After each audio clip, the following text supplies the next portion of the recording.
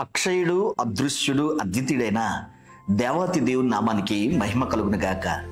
వాక్యోదయ కార్యక్రమాన్ని వీక్షిస్తున్న మా ప్రియులకు ప్రత్యేక వందనాలు తెలియజేస్తూ ఉన్నాను. దేవుని సేవ చేయటం అన్ని పనుల కంటే ఘనమైన కార్యక్రమం. దేవుని సేవ కొంతమంది సొంత అభిప్రాయాలతో చేస్తున్న వారిగా, మరికొంతమంది మనుషుల యోచన బట్టి చేస్తున్న వారిగా మనం చూడవచ్చు. కానీ కొంతమంది పరిశుద్ధాత్మ నడిపింపులో దేవుని యోచన బట్టి, ఉద్దేశాన్ని బట్టి మేఘం కదిలితే కదిలే దేవుని చిత్తాన్ని వెంబడించేవారుగా మనం చూస్తున్నాం.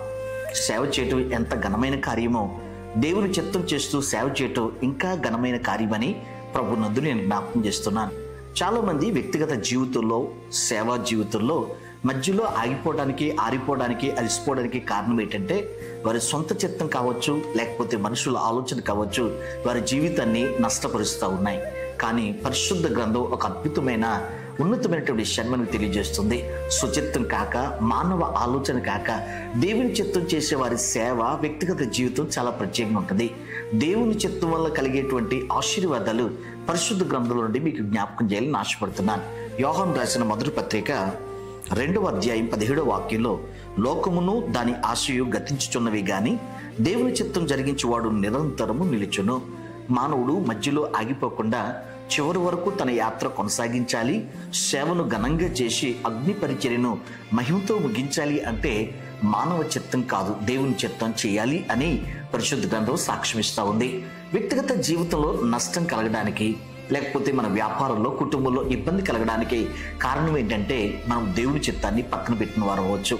అబ్రహాము దేవునితో నడుస్తూ తన జీవితంలో పిల్లల్ని ఇస్తాన్న దేవుని మాటని పక్కన పెట్టి తన భార్య అయినటువంటి సారాయి మాట విని ఆగ్రహం ద్వారా, సొంత శక్తి వలన, ఆలోచన వలన, సొంత ఉద్దేశం ద్వారా ఒక బిడ్డను సంపాదించుకున్నాడు. అప్పుడు 13 సంవత్సరాలు దేవుడు మాట్లాడడం మానేశాడు.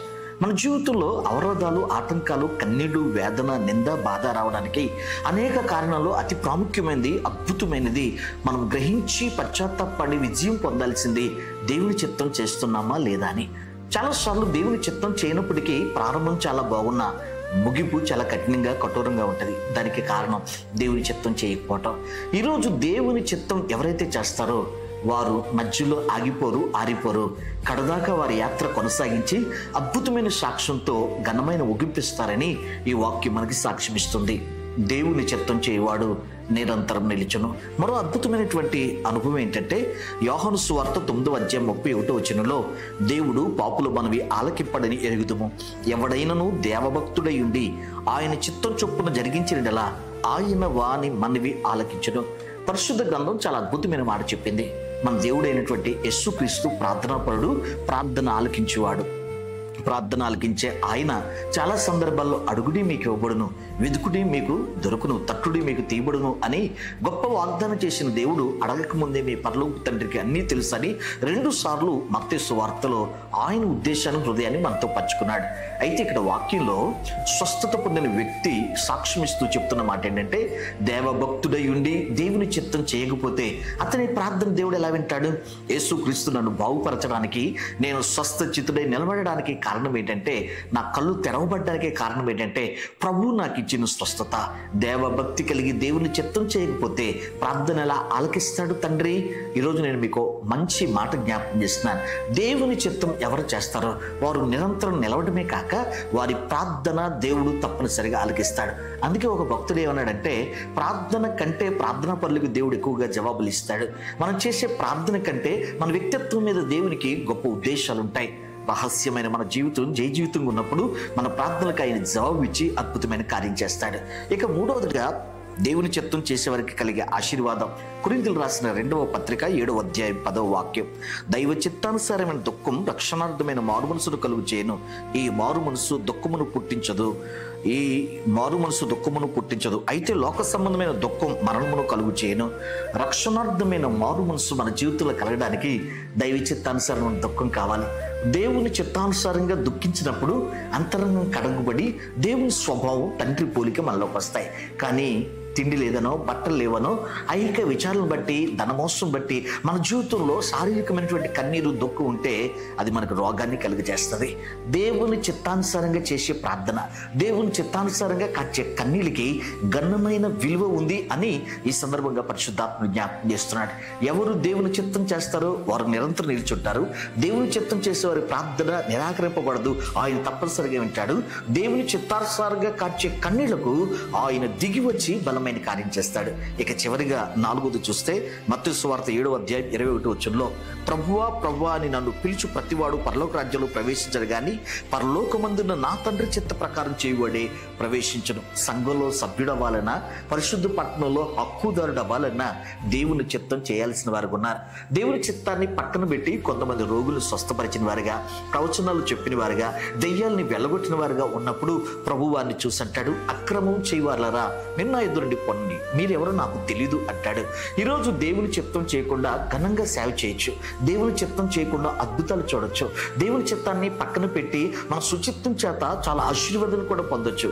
కానీ కడవరకు మనం నిలిచి మహిమ ప్రపంచాన్ని అద్దుకోవాలంటే దేవుని ఇష్టానుసారంగా బ్రతకడం చాలా ప్రాముఖ్యం. చాలా మంది రేపు పొద్దున్న ఆ అగ్ని పరీక్షలో నిలబడి ధవల సింహాసనం తీర్పుని ఎదుర్కొని పరిశుద్ధ పట్టణాన్ని స్వతంత్రించుకోలేకపోవడానికి కారణం ఏంటంటే దేవుని ఉద్దేశం, దేవుని ఆలోచన, దేవుని చిత్తాన్ని పక్కన పెట్టడమే.